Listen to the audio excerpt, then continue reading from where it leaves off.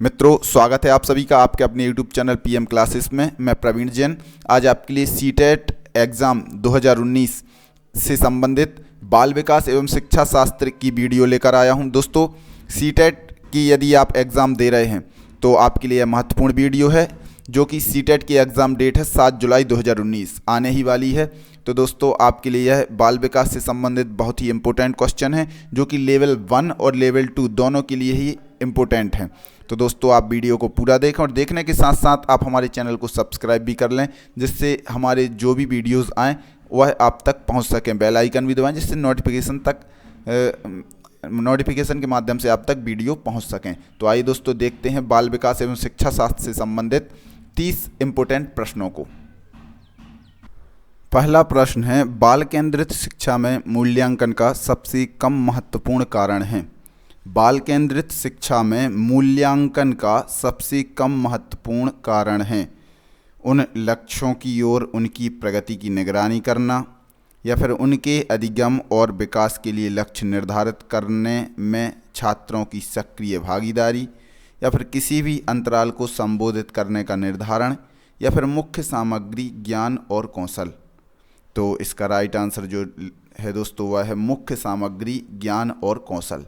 मुख्य सामग्री ज्ञान और कौशल बाल केंद्रित शिक्षा में मूल्यांकन का सबसे कम महत्वपूर्ण कारण है। नेक्स्ट क्वेश्चन देखते हैं, मानव जाति में अभिवृत्ति किस प्रकार से वितरित है। मानव जाति में अभिवृत्ति किस प्रकार से वितरित है। वितरण सामान्य है, वितरण अस्त व्यस्त है, वितरण विषम है, या वितरण विविधतापूर्ण है। तो जो मानव जाति में अभिवृत्ति वितरित है उसका वितरण सामान्य है। सामान्य है। नेक्स्ट क्वेश्चन देखते हैं, कोई वस्तु क्या है और हम उसके साथ कैसे व्यवहार करते हैं, इस विषय में उससे जुड़े मानसिक प्रतिरूप या विचार को कहते हैं। कोई वस्तु क्या है और हम उसके साथ कैसे व्यवहार करते हैं, इस विषय में उससे जुड़े मानसिक प्रतिरूप या विचार को कहा जाता है निर्माण, नेटवर्क, स्कीमा, या फिर संरचना। तो इसका राइट आंसर जो है दोस्तों, वह है स्कीमा। स्कीमा। नेक्स्ट क्वेश्चन देखते हैं, 15 बच्चों की कक्षा में जहां आपके पास 15 अलग अलग सीखने की शैली और 15 अलग अलग व्यक्तित्व वाले बच्चे हैं, तो बाल केंद्रित शिक्षण कैसा होगा। एक शिक्षण प्रणाली के साथ एक पाठ्य योजना विकसित करना, मतलब सभी बच्चों के लिए एक ही शिक्षण प्रणाली और एक ही पाठ्य योजना विकसित करना, या फिर प्रत्येक बच्चे को देखकर एक पाठ्य योजना विकसित करना कि उसकी ज़रूरतें क्या हैं, मतलब प्रत्येक बच्चे की ज़रूरत देखकर पाठ्य योजना को विकसित करना। कक्षा की क्षमता के मध्य को लक्षित करते हुए एक पाठ्य योजना विकसित करना, या फिर एक पाठ्य योजना विकसित करती है जो सभी के लिए उपयुक्त है। एक पाठ्य योजना ऐसी विकसित करना जो सभी के लिए ठीक ठाक है। तो इसका राइट आंसर दोस्तों दूसरा है, प्रत्येक बच्चे को देखकर एक पाठ्य योजना विकसित करती है कि उसकी ज़रूरतें क्या हैं। तो प्रत्येक बच्चे को देख करके उसके अनुरूप पाठ्य योजना विकसित करना कि उसकी ज़रूरतें क्या है। प्रगतिशील शिक्षा के जनक के रूप में याद किए जाने वाले सिद्धांतकार हैं। प्रगतिशील शिक्षा जो है, इसके जनक के रूप में कौन याद किए जाते हैं। फ्रेडरिक फ्रॉवेल, जॉन डीवी, या फिर जीन पियाजे, या ग्राहम गिब्स। तो जॉन डीवी जो हैं वह प्रगतिशील शिक्षा के जनक के रूप में याद किए जाते हैं। दोस्तों, यह बहुत ही इंपॉर्टेंट क्वेश्चन है। प्रगतिशील शिक्षा के जनक कौन है, तो वो हैं जॉन डीवी। नेक्स्ट क्वेश्चन है, पियाजे ने क्षमताओं और योग्यताओं को यह नाम दिया है। पियाजे ने क्षमताओं और योग्यताओं को क्या नाम दिया है, तो स्कीमा, समायोजन, अहम केंद्रभाव, या फिर आत्मसातकरण। तो इन्होंने दिया है स्कीमा। स्कीमा, क्षमताओं और योग्यताओं को नाम दिया है स्कीमा। नेक्स्ट क्वेश्चन है, अन्वेषण डिस्कवरी अधिगम में शिक्षक अधिगम के एक रिक्त खाली स्थान की भूमिका निभाते हैं। तो अन्वेषण अधिगम में शिक्षक अधिगम के एक खाली स्थान की भूमिका निभाते हैं सलाहकार की, समन्वयक की, प्रबंधक की, या प्रेरक की। तो समन्वयक की भूमिका निभाते हैं, समन्वयक की। नेक्स्ट क्वेश्चन है, विशेष शिक्षा इससे संबंधित है। प्रतिभाशाली बच्चों के लिए प्रशिक्षण कार्यक्रम, शिक्षकों के लिए प्रशिक्षण कार्यक्रम, प्रतिभाशाली लोगों के लिए शिक्षा, विकलांगों के लिए शैक्षिक कार्यक्रम। तो इसका राइट आंसर जो है विशेष शिक्षा जो संबंधित होती है विकलांगों के लिए शैक्षिक कार्यक्रम से संबंधित होती है। विशेष शिक्षा विकलांगों के लिए होती है। बुद्धिमत्ता तीव्रतर विकास से जुड़ी है। खालिस्तान बुद्धिमत्ता तीव्रतर विकास से जुड़ी है। कोई बुद्धि नहीं, मध्यम बुद्धि, उच्च बुद्धि या मंद बुद्धि। तो इसका राइट आंसर जो है दोस्तों वह है उच्च बुद्धि। उच्च बुद्धिमत्ता तीव्रतर विकास से जुड़ी है। अधिगम सिद्धांत माता पिता की भूमिका को उनके बच्चों के विकास में कैसे चिन्हित करते हैं। अधिगम सिद्धांत माता पिता की भूमिका को उनके बच्चे के विकास में कैसे चिन्हित करते हैं। प्रशिक्षकों के रूप में, शिक्षकों के रूप में, भागीदार के रूप में, समर्थकों के रूप में। तो प्रशिक्षकों के रूप में, एज ट्रेनर्स, प्रशिक्षकों के रूप में अधिगम सिद्धांत माता पिता की भूमिका को उनके बच्चों के विकास में एक समूह में समाजमिति विश्लेषण का उपयोग व्यक्तित्व को विधि के रूप में मापने के लिए किया जाता है। प्रेक्षण, वस्तुनिष्ठ, व्यक्तिनिष्ठ या प्रक्षेपी।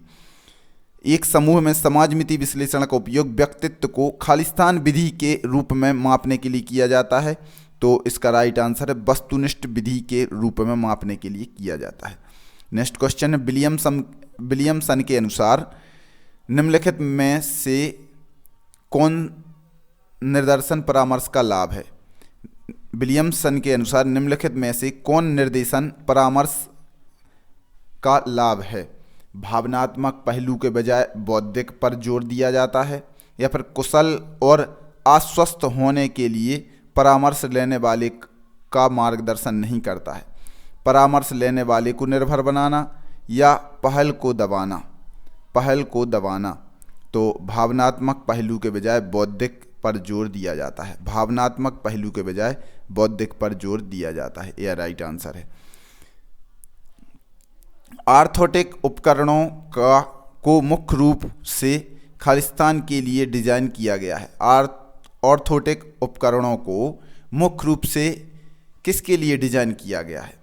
इनमें से कोई नहीं, या फिर शरीर के अंगों को समर्थन देने, शरीर के हिस्से की मरम्मत करने, या फिर ना होने वाले अंगों की जगह लगाने।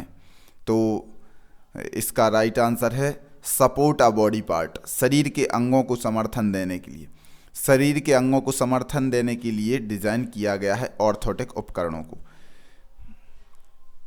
छात्रों के अधिगम के परिणाम के विषय में आकलन को मूल्यांकन के रूप में जाना जाता है। छात्रों के अधिगम के परिणाम के विषय में आकलन को मूल्यांकन के रूप में जाना जाता है। नैदानिक, बेंचमार्क, रचनात्मक या निदान। तो इसका राइट आंसर जो है वह है निदान। छात्रों के अधिगम के परिणाम के विषय में आकलन को निदान मूल्यांकन के रूप में जाना जाता है। नेक्स्ट क्वेश्चन, निम्नलिखित में से कौन सा अनुकूलन ओरिएंटेशन कोहल वर्ग के अनुसार पारंपरिक नैतिकता के चरण के अंतर्गत आता है। निम्नलिखित में से कौन सा अनुकूलन ओरिएंटेशन कोहल वर्ग के अनुसार पारंपरिक नैतिकता के चरण के अंतर्गत आता है।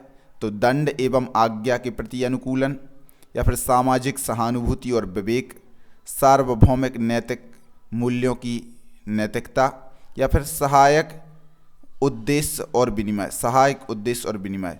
तो इसका राइट आंसर जो है सामाजिक सहानुभूति और विवेक। नेक्स्ट क्वेश्चन देखते हैं, निम्नलिखित में से कौन बाह्य प्रेरणा का उदाहरण नहीं है। निम्नलिखित में से कौन बाह्य प्रेरणा का उदाहरण नहीं है। तो वेतन, प्रशंसा, जुनून या पदोन्नति। तो जुनून जो है बाह्य प्रेरणा का उदाहरण नहीं है, ये अंतर्गत प्रेरणा का उदाहरण है। प्रशंसा, वेतन या पदोन्नति ये बाह्य प्रेरणा होती है। नेक्स्ट क्वेश्चन है, जब शिक्षक विद्यालयी शिक्षा में विशेष आवश्यकताओं वाले बच्चे की मार्गदर्शन और परामर्श में व्यस्त रहते हैं तो निम्न में से क्या सत्य है।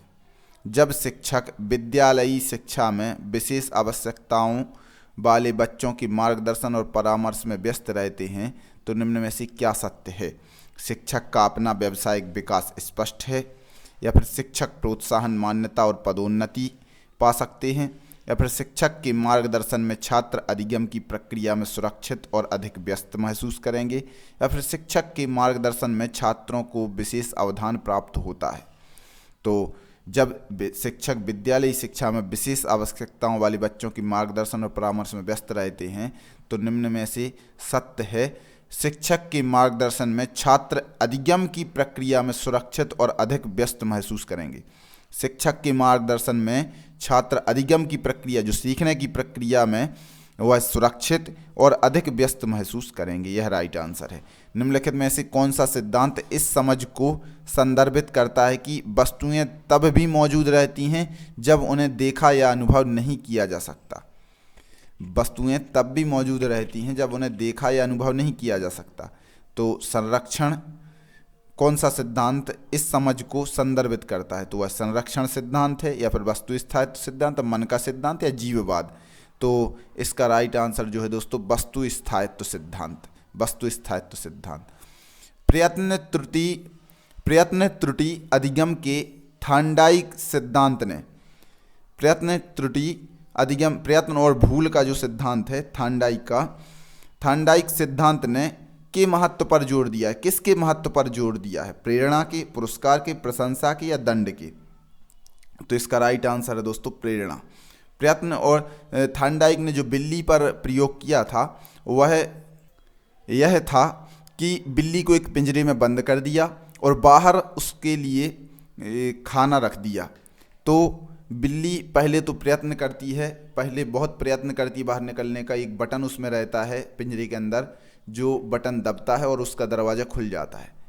एक बार खुल जाता है तो बिल्ली बाहर जाकर खाना खा लेती है। दूसरे दिन फिर वही कार्य किया जाता है, बिल्ली दूसरी बार फिर उछल कूद करती है और फिर वह बटन दब जाता है।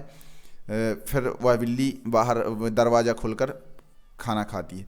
फिर उसके बाद तीसरी बार जब ऐसा किया जाता है तो बिल्ली समझ जाती है कि इस बटन को दबाने से दरवाज़ा खुलता है और डायरेक्ट वह दरवाज़ा खोल करके बाहर चली जाती है। इस प्रकार यह प्रयत्न एवं त्रुटि का सिद्धांत है। नेक्स्ट क्वेश्चन है दोस्तों, दंड और प्रोत्साहन के घटक हैं। दंड और प्रोत्साहन खालिस्तान के घटक हैं।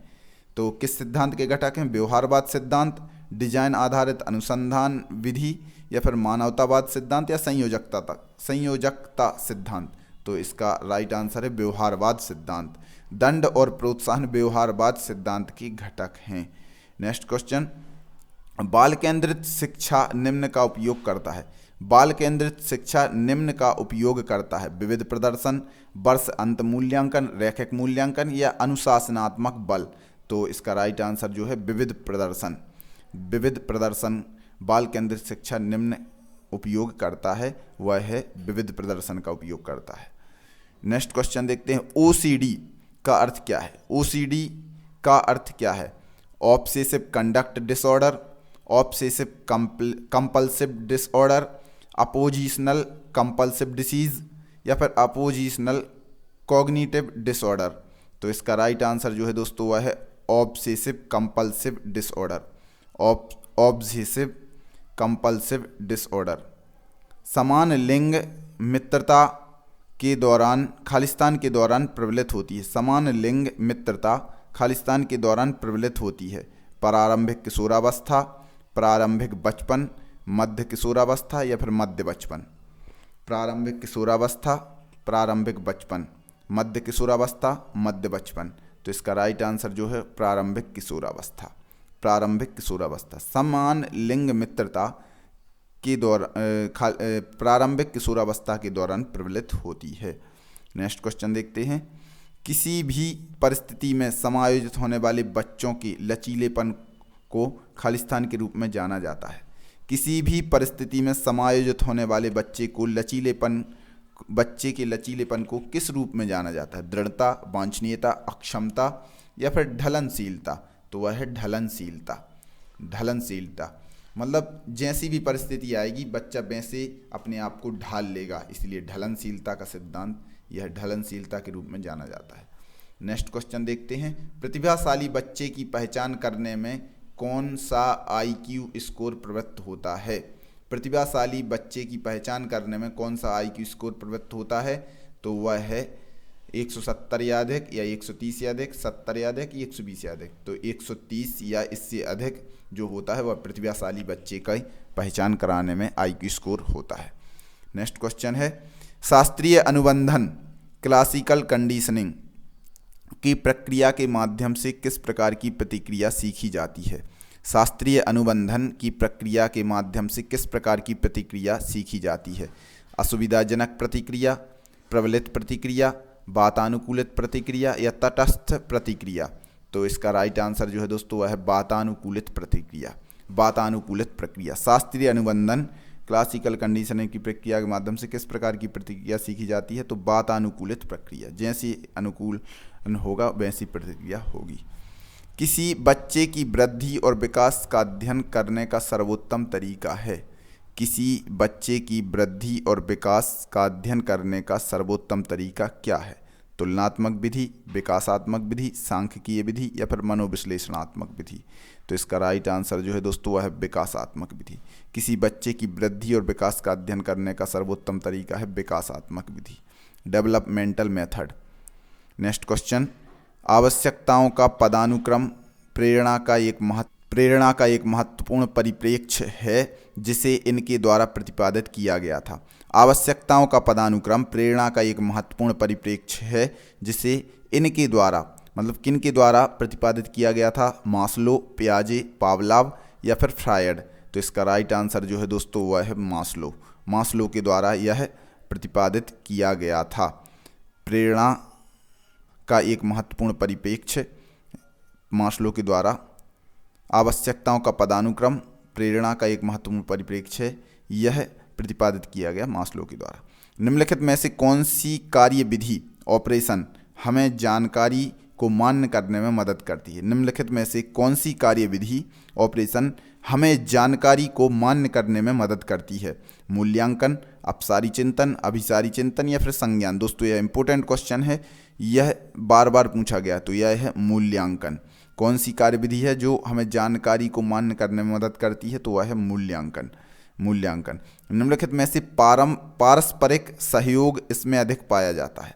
निम्नलिखित में से पारस्परिक सहयोग इसमें अधिक पाया जाता है। समूह में, टीम में, समाज में या कक्षागृह में। तो टीम में पारस्परिक सहयोग अधिक पाया जाता है। इस प्रकार दोस्तों मैंने आपके लिए 30 बाल विकास और शिक्षा शास्त्र से संबंधित प्रश्नों को बताया। दोस्तों वीडियो कैसी लगी आप कमेंट बॉक्स में जाकर के जरूर बताएं। और दोस्तों यदि आपने हमारे चैनल को सब्सक्राइब नहीं किया है तो सब्सक्राइब कर लें, जिससे ऐसे ही वीडियोस आप तक पहुंच सकें। बेल आइकन भी दबाएं जिससे नोटिफिकेशन पहुंच सके। धन्यवाद।